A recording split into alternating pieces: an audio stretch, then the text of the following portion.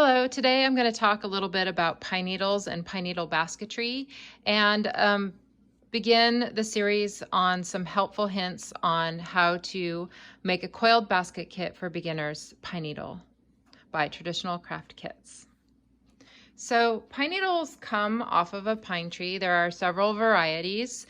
When you're making a basket, you're going to look for pine needles that are about 7 to 11 inches or so, and they're best when they've dried on a down tree, so that they just lose the sap and become dry.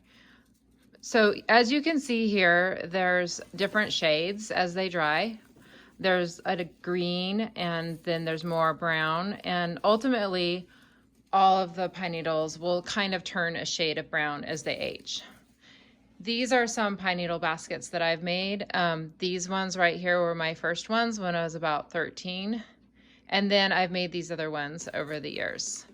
So the model for the basket kit that we're gonna make some videos for is this one right here. So this shows the pine needles naturally off of a limb, and then when they're dry, they're really easy to remove from the branch and pull off, and then package in lots of bundles for my basket kits, like this.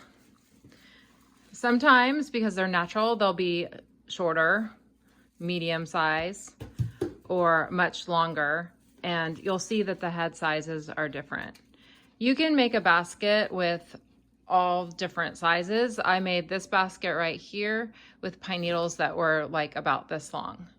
So it just, wherever there's a will, there's a way.